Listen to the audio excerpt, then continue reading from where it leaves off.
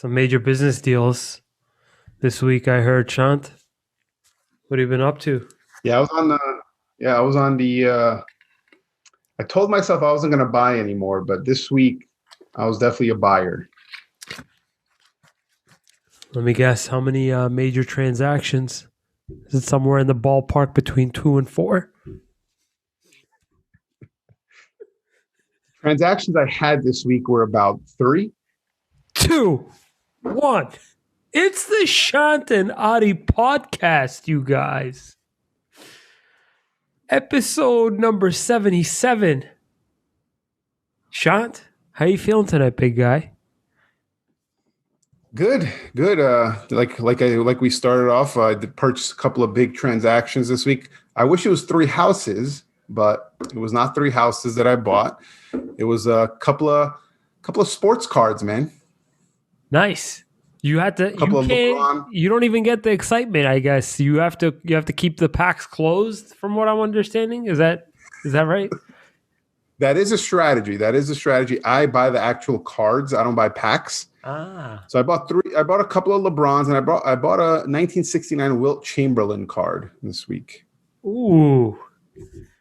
Yeah, He's done about how many girls? 300 or so. 3,000. That's insane. That is absolutely absurd. Otherwise, how's your week going? How's the work been? Did you still have a job, right? You're still No, I don't care about that. I care more about. I could sit here and talk to you for an hour on sports cards. I'm over real estate, man. I'm I'm hanging it up. What kind of wine did you sent me a text message? You sent me a Yeah, picture of the menu. I was asleep. I'm sorry. I got yeah. I'm sitting there shattered. waiting.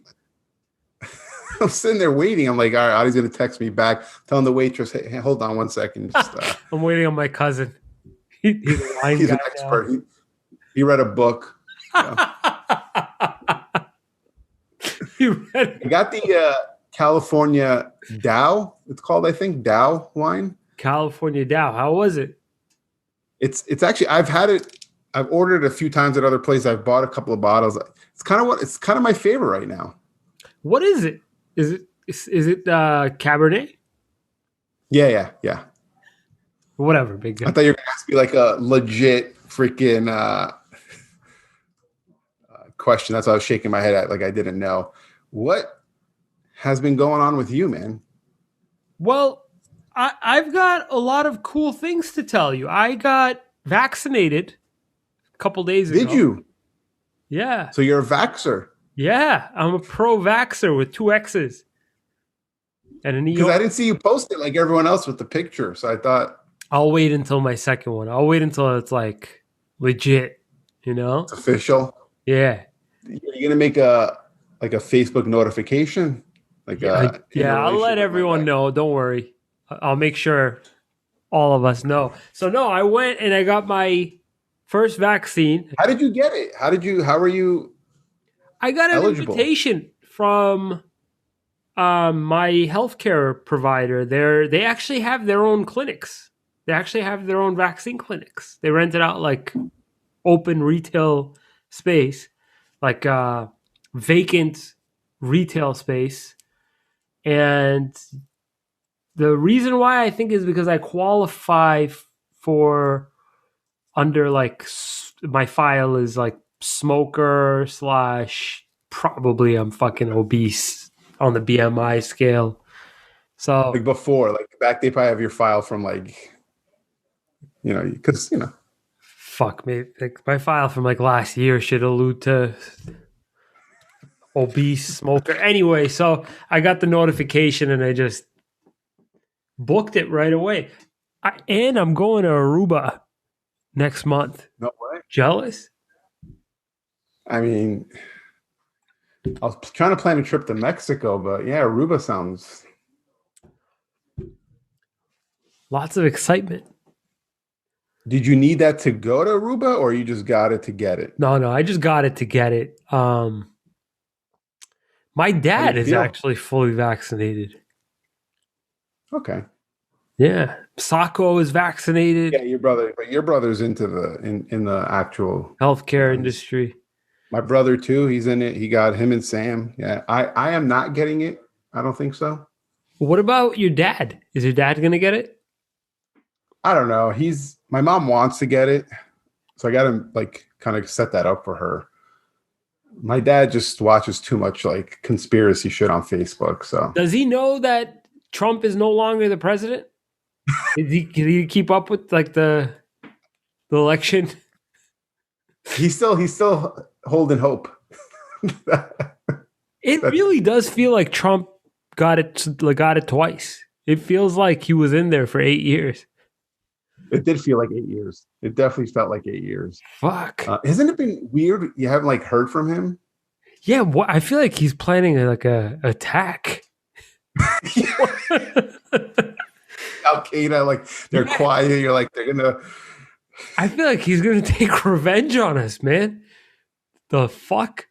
So yeah. Anyway, diving in a little bit into tonight's topic. Speaking of comebacks and redos, I wanted to talk a little bit earlier. I was texting you, and it just came to mind very, very quickly because I feel like I've been in so many different situations where I've had opportunities to start another business, and lately I've just been turning it down. Like I get asked all the time, like, Mhm. "Would you be interested?" And "Would you be interested?" With yada yada yada. And the other day, I was considering starting another Instagram page specifically for like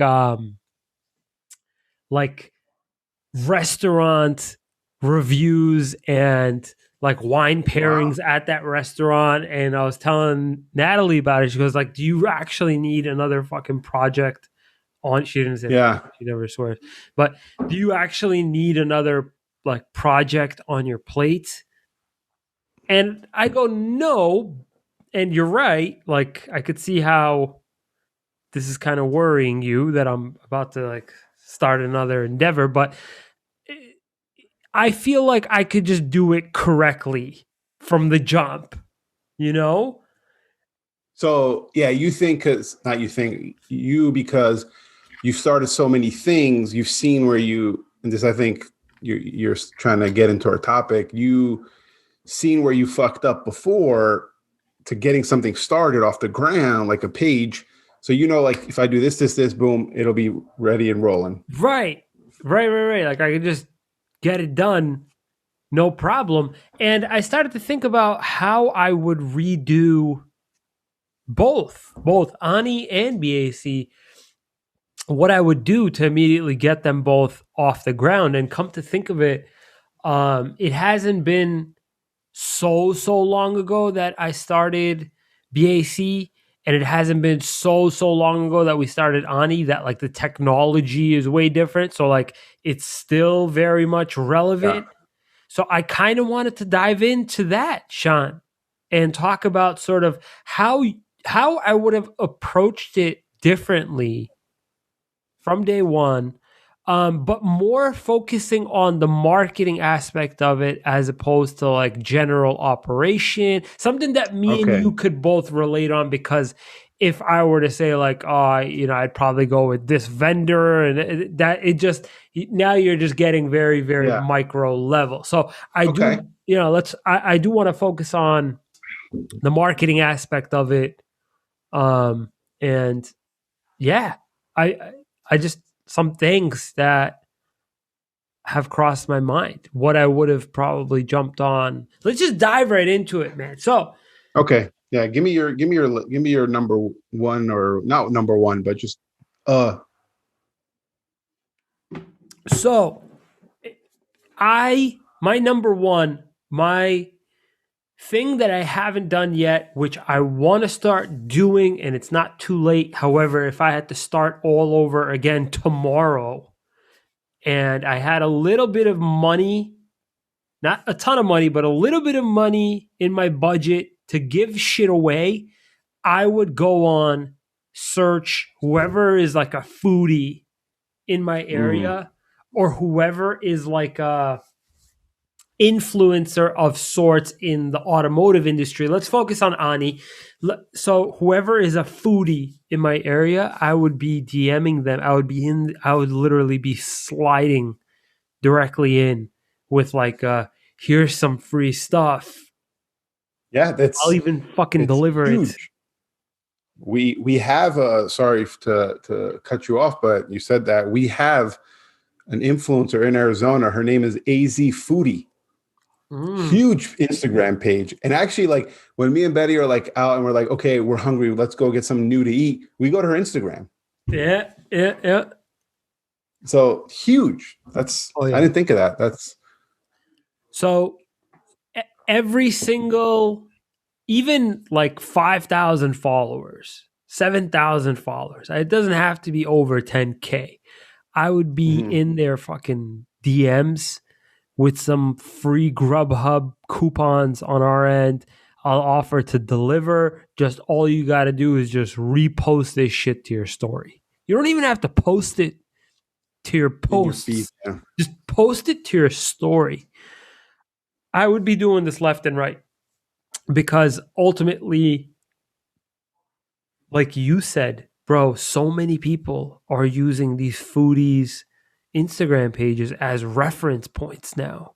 And it's not just foodies. I'm sure you could find it for anything, sneakerheads and I Oh, don't know, you know sneakerheads. what I Yeah. mean?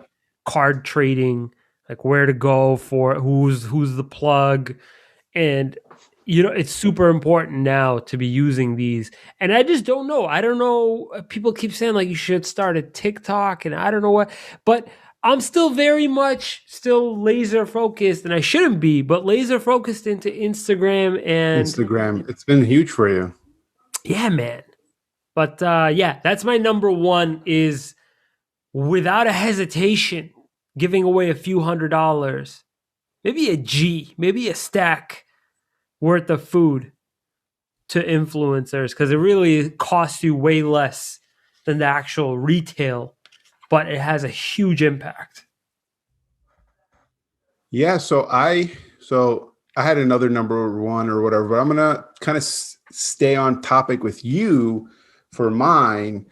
So it's different for me, right? There's no like um foodie for real estate, right? Kind of influencer that you could hit up and be like, hey, because buying a house, it's different, right? But what have done recently, but I wish I did it right off the jump, man, is really build relationships with out of state realtors through social media, like through Instagram, like DM them, like, oh, like their shit, comment, build a relationship through social media with outside realtors because I've gotten some referrals that way because Arizona is the number one, like number two, three state in the country where people are moving to, or they're migrating to Arizona. So if I'm building relationships from realtors in other states, when their clients are moving here, they're going to reach out to me. Now you may be saying, well, you never know. That's such a stretch. But dude, it's happened. I've gotten tons of clients from other realtors who are sending me their clients, or they're like, oh, someone in my office is looking for a realtor in Arizona. It's happened. And I think it's a huge opportunity that I didn't really do. And I'm from another state where I know, like I should have just tapped into that earlier, if that makes sense. So, question for you, just in your experience thus far, what would be the optimal way to do that? Like, how do you connect with out of state realtors? Like, for me, if I were to connect with auto brokers, it would be through a few different things. Like, I would be searching for um, auto brokers, say in like LA, etc., and I'd be finding sort of their Instagram page or their Facebook page and going to them and messaging them through their business page. And I'm positive I'd get because they're fucking hounding down every single person that sends them a message or a lead or whatever. But as far as realtors, there's so many of them. How would you broadcast yourself to that A many couple people? of ways. Yeah, a couple of ways. One is get into some Facebook groups, right?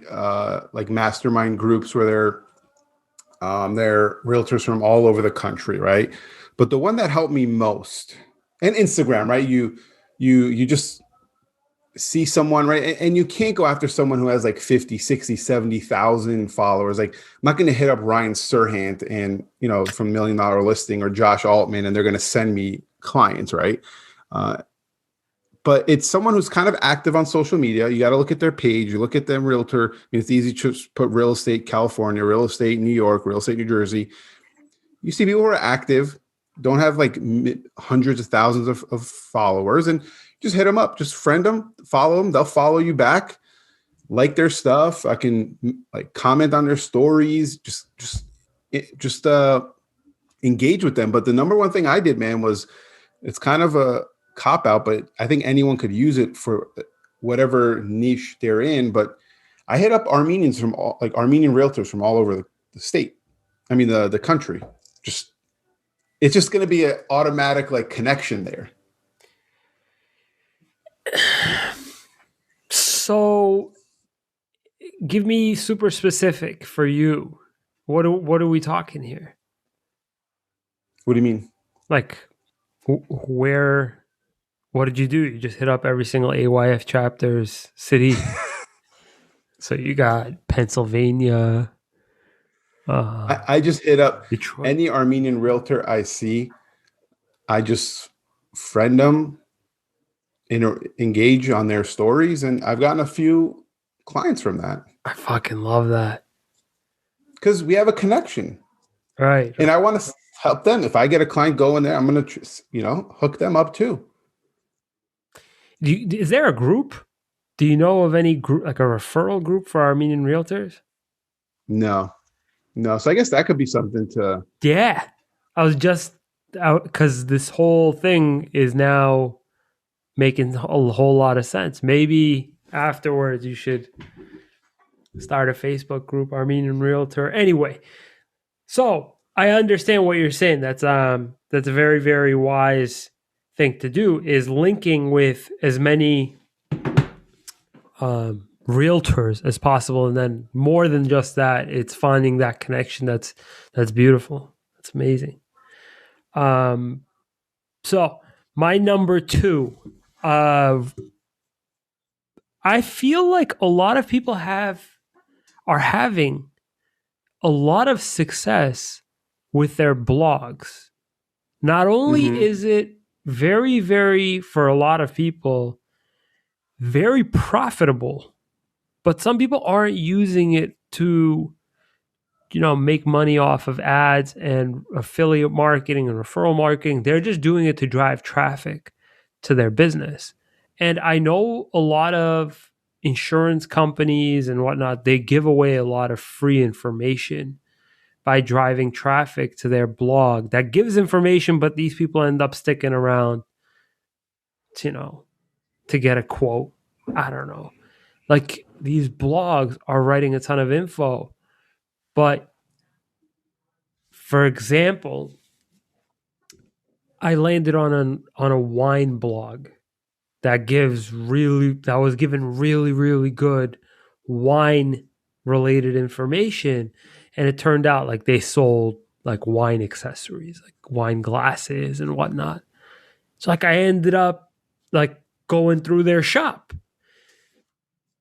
So I'd be writing a ton of content revolving around sort of Boston and what's some fun things to do and some fun facts, and like as much as I could to drive traffic to the website, to drive traffic to that. Like what are some really, really good Italian restaurants in Boston? Yeah. And this is coming from an Armenian fast food place, just creating as much as I could. So to go in sort of hand in hand with our Instagram page, our Facebook page, just really try to give back and create search engine traffic that way.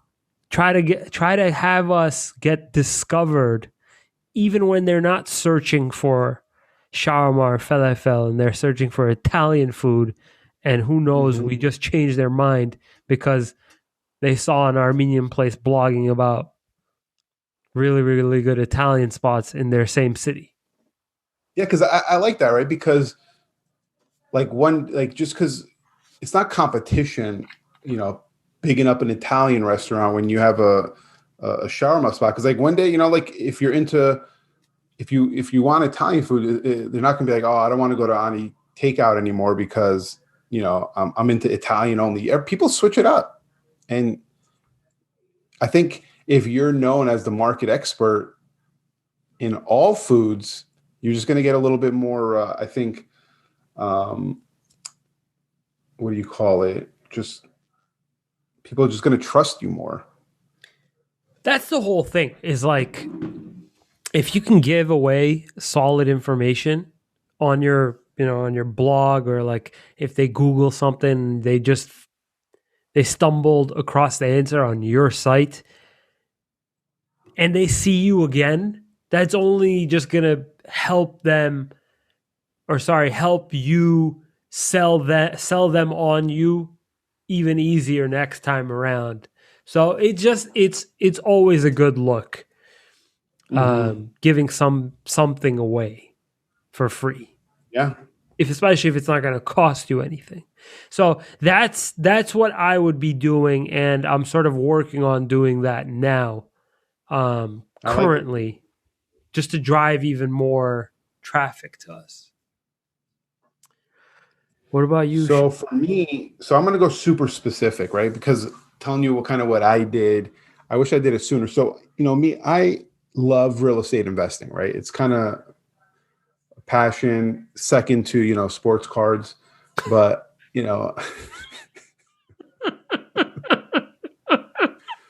Oh man, and have you you know, talked to I your bought. father about this?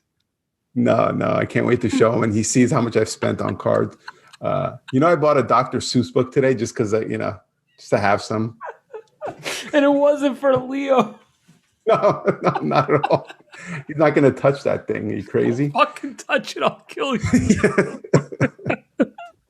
That's great. So I'm big in real estate investing, right? And in the beginning, when on social media, how I was kind of marketing was just kind of I was marketing to my out of state sphere because you know I'm not from here, so my sphere was from everywhere, right? But then they're not going to want to move here. Not everyone's going to be like, oh, let me move here. But what is something that people from out of state could do is buy rental properties here. They don't have to be here.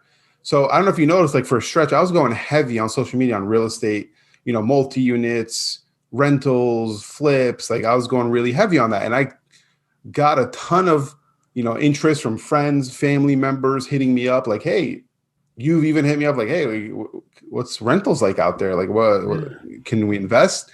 And I've gotten a lot of clients as the market expert in which I think I am in real estate investing just from narrowing my focus on like on my social media. I went hard on real estate investing and I had people reaching out to me like, hey, like I'm in New Jersey. Can I buy a property out there? And I'm like, yeah, Yeah, absolutely. You don't need a license. yeah. So it's and the beauty is they trust me, right? Because the problem, a lot of people want to invest. I have a lot of friends in California, Boston, New York, New Jersey, but they can't you can't invest where you are. You can't invest in California. I would love to invest in other states. I would do it right now, but there's no one I trust. My friends, family members, people, acquaintances, they trust me that I'm here and like they have it's peace of mind that like okay, there's someone I know there. Right.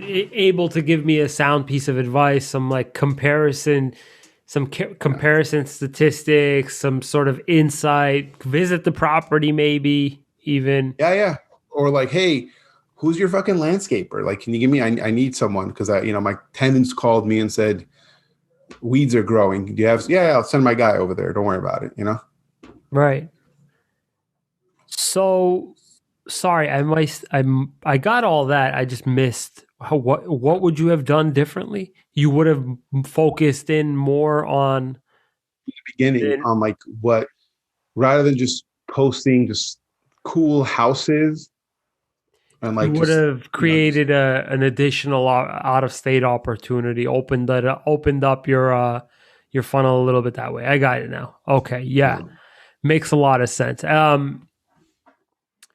Yeah, that sounds a little bit similar to sort of how I opened mine up, but then I closed it back up after by offering help, extending out help to out of state friends. People were Hmm. asking like, "Oh, can you help me out in this state?" And I would actually do it. I did it a lot, but doing that is, I guess, obviously it's a lot easier than trying to do what you're doing, especially Yeah. on a much bigger purchase, a bigger scale than that. Anyway, so my number three. Have you hired a professional to do your ads on Facebook and Hmm. Instagram? I Yeah. can't get myself to pay for it, but I could tell you that I also don't know shit about it. So I feel like a jackass. So my thing that I would do is if I were starting, it would be such a bigger incentive for me to pay somebody to do the ads if I was first starting as opposed to doing it now where I wouldn't see put it this way, I'm worried that the money that I'm spending now on the ads, I'm getting those customers anyway. Mm. However, if I was just starting out, I know that that money that I'm putting in is going a lot further. So right now you are running ads. Right now, I'm not running ads, but if I were to be running ads, I'd be paying somebody to optimize that for me. And I guess the reason why I'd be doing that is because I guess there's a lot that goes into ads that it's more than just that meets the eye in terms of how those ads are being served, how it's all connected to their Google searches, what they're saying near their phone, I'm hungry, find food near me, all this shit that's related to running ads. I don't know, and I have no interest in figuring out. However, I do know that I would probably want to pay a professional to figure it out for me. And I think that between influencers that I'd be giving away free shit to, and between paying somebody to optimize my ads, I think that I'd fucking kill it the first year. Also, aside from me, you know, adapting and, going through the learning curve of starting a new business, I feel like I'd still kill it the first year. That's all I'm saying. I think you could still do it now and kill it. I think there's a missed opportunity because a lot of small businesses don't run ads in in your area. So I'm going to give you my experience with running ads personally and then paying someone. Please Okay. do. So I used to run a lot of ads. So our mentor, owner of the company, whatever, Joshua, he spent 20, 30,000 a month on running ads. And he's a very like, once he's in something, he's fucking in it.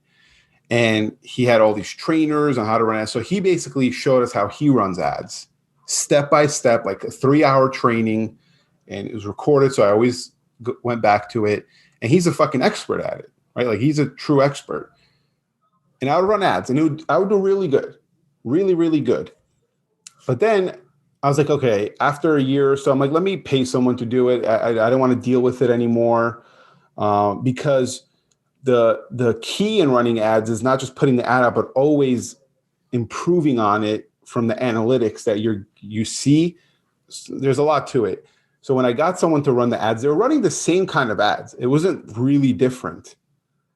And they were targeting the same way I was, but something about how they always changed the copy, the picture, little tweaks here and there every week. I was getting better quality leads. And it was noticeable. It was very noticeable. So I still think you could still do that right now to this day.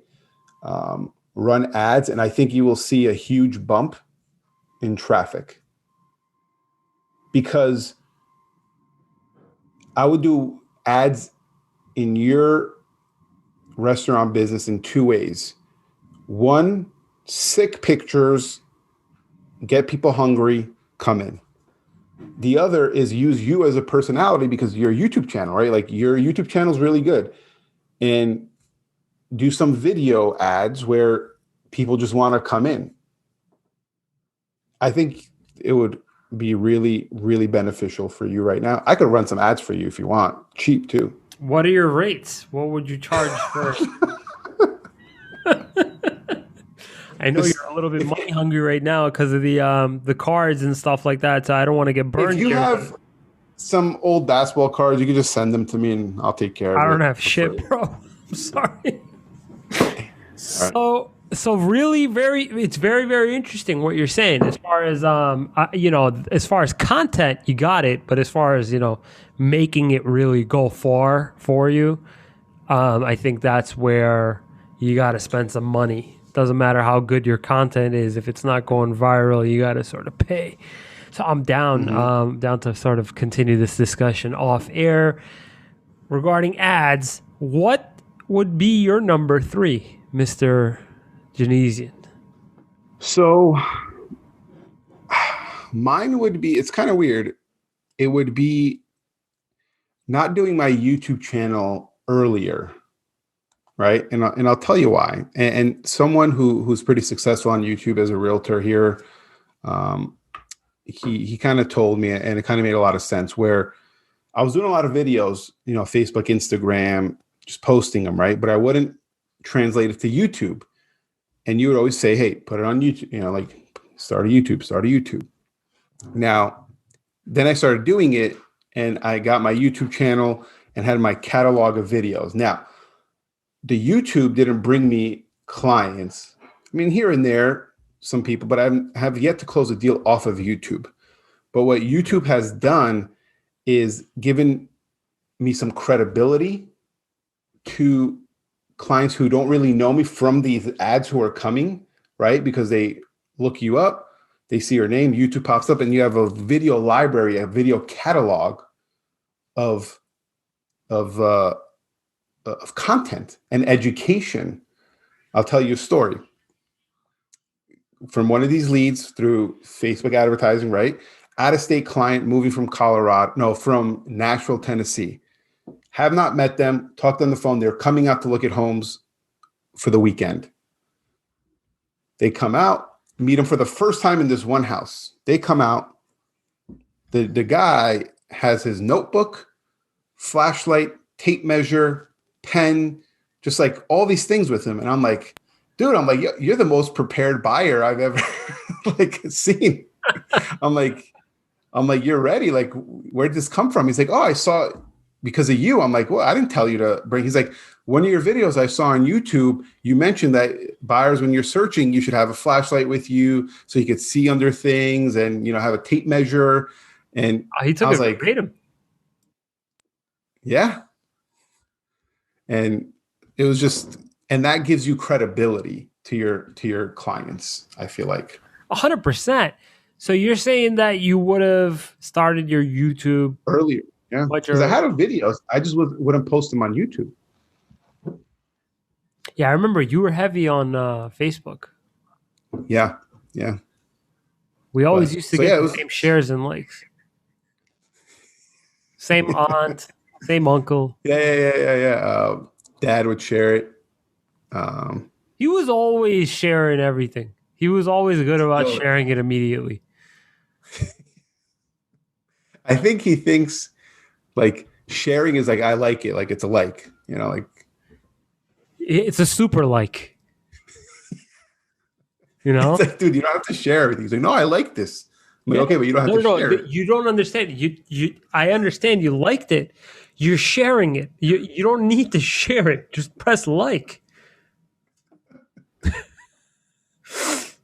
You know? It's Jesus. he's on it though. Like he's just aggressive with it. He's ready. fantastic, really fantastic. So I've got a gut feeling, man. It's just you could literally take us out of fucking any job, put us in another one, boom, done. Signed, sealed, delivered. We'll start doing some new shit. Delete all the other videos though, because it's gonna look kind of weird if they search your name and you got two different sets of video types handy. Yeah, I was telling Betty about this the other day. Like, if I said, you know what, I'm done with real estate, right? Which I wouldn't be, but let's say I quit real estate, I'd delete all my shit, start with sports cards. Would be like I could make money off sports cards, 100%. and You're an analyst. I would I would literally go daily, like what we talked about, implement sports cards, boom. Because I had a little stretch where I was posting a lot about sports cards. I started getting people hitting me up like, hey, I have these cards. You want to buy these? Like, I just have them. Like, I had tons of messages, people hitting me up about cards. You're talking So, about on your Instagram story you were posting a lot? yeah, yeah. But does that count as posting? I feel like that's just so whatever. I get engagement. And I feel like I want to do a YouTube video on sports cards. Isn't there like a massive like trend right now towards that? Won't you get like a decent amount of traffic from that? I would. There's a huge trend on that right now. What about Legos? Are Legos trending at Anything all? right now, anything right now that is vintage has value. So strange how things work out, huh? Sports cards, Gigapets, Pikachus. Pokemon cards are fucking sick. I feel like a Do, fucking toolbox right now talking about that. do you know? Have you watched? Okay, this is just for everyone. How crazy the card market is right now. The card market. Adi, have you watched Game of Thrones? No, no, don't judge Do you me. know anything about Game of Thrones? No. Do you know the one chick Khaleesi's the mother of dragons? Oh yeah. No, I don't know that. No. No. Okay. Well, her She's the character. mother of dragons. Okay, first thing I need you to do is go watch the show. It's the best show. Oh Okay. man, funny. Second thing I need you to do. So her card, there's Game of Thrones trading cards. Her Mother of Dragon cards graded in a slab. So when it's graded, it's like I don't have my cards on me. I have them put away. In a slab, 10 grade, sold for $70,000. What the fuck? What are they made out of? It's just a cardboard card. It's a card. It's like my business card. Same shit. What the fuck would pay that much money for it? So that's how insane this market is. That's absolutely absurd. So sorry to jump back. Do you remember which wine you had from the Dow The Dow? collection? Do you remember which one though? Did you have a white or a red? Red. Do you remember if it was a Pinot Noir, No. Cabernet Sauvignon? Yeah, Cabernet. I'll show you. They have one. It's called the Soul of a Lion. Let me see. They've got bottles. No, for like that's an $100. expensive one. Yeah, Huh? they've got bottles for like $150. I gifted that to a client, that exact bottle. You're kidding me? Yeah. Jesus, Soul of a Lion. Fuck. So the one I got is Cabernet from Paso Robles. Paso Robles. This looks like a really California. good wine, man. Shit. I like it. I'm a big fan. I won't tell you how much I paid for it at the restaurant compared to the 1980, 1999 price tag here on Costco. Ooh, they have this at Costco? Yeah. You got to check it out soon. That's awesome. Yeah, they got one for 1997 Cabernet Sauvignon. Wow.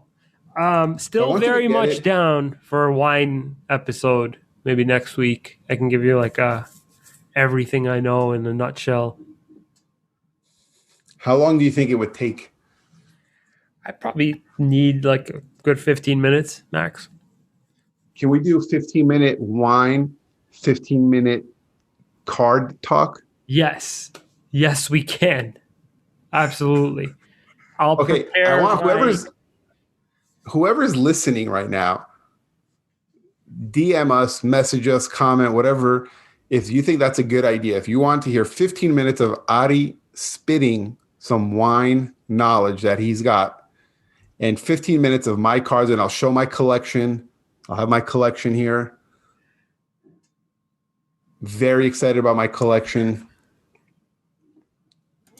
Do you have a favorite wine that you could like bring the bottle, show it? Like, can we do something next week? Yeah, I'll bring one. I gotta go shopping anyway, so I'll pick one up that I've taken an interest in. Okay, let me ask you one question. Yeah. How close are you to buying a wine fridge? So I've been thinking about it. See, the thing is that our basement stays at like a decent 60, 65. Mm, So I'm not 100% sure. However, I do know that at the moment, I'm very, very interested in purchasing a case or two of French wine, very young, for the purpose of aging, for aging purposes. like get it, stash it. Stash. And in order to stash it correctly, you need a fridge. You can't just keep it somewhere. You got to have it So, temperature controlled. question: Yeah. if you get a wine, young wine, right, and you age it, how do you know the taste from the young to the aged version? Do you have to like try it when get one bottle, try it right away, put it away, and how long do you have to put it away? And then do you notice? How do you notice the difference?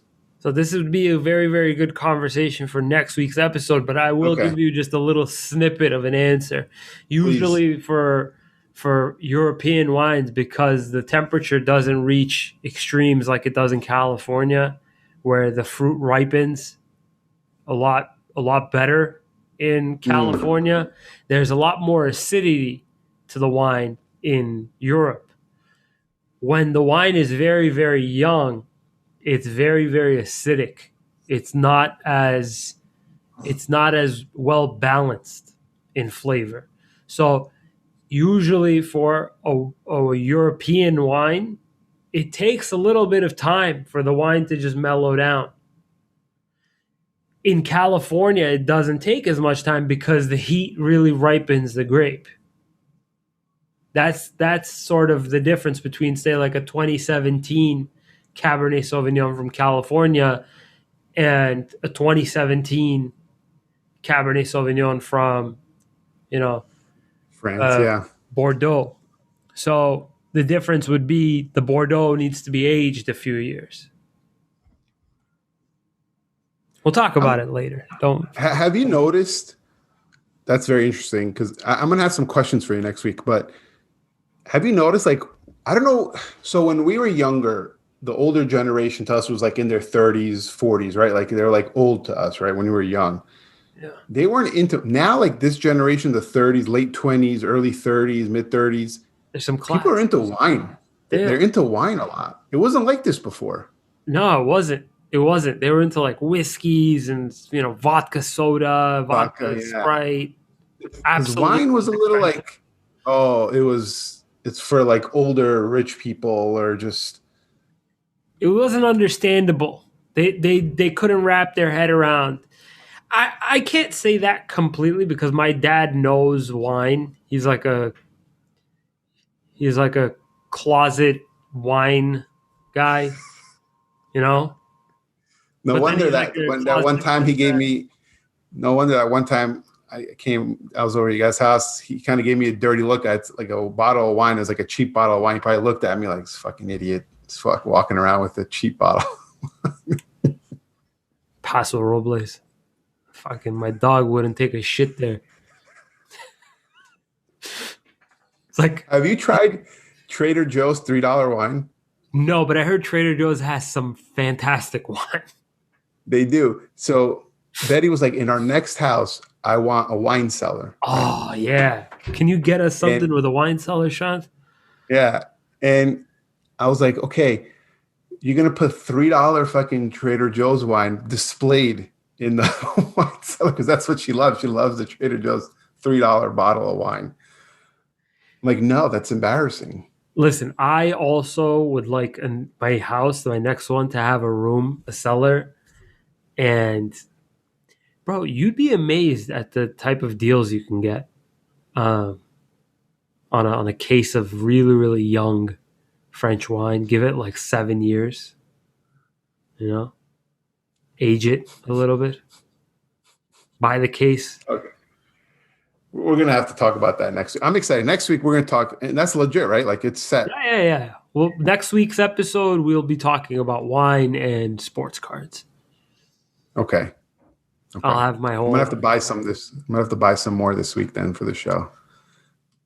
I'll give my recommendations. I'll likely be going with a white for my recommendation for next You're week. white. Okay, you're a white guy. Not Okay. so much. My palate is developing. It's sort of I'm trying to understand exactly what I like and what I don't like. Natalie likes white. She's a white. She's white. She's a white. We're a red family here, so yeah. All right, we should Snip go that before we out. get in trouble. Yeah. Just we technical difficulties. Sorry for the jump, ladies and gentlemen. Have a great night, Shant. All right. Good night, Adi. Good night, everyone. Good night, guys.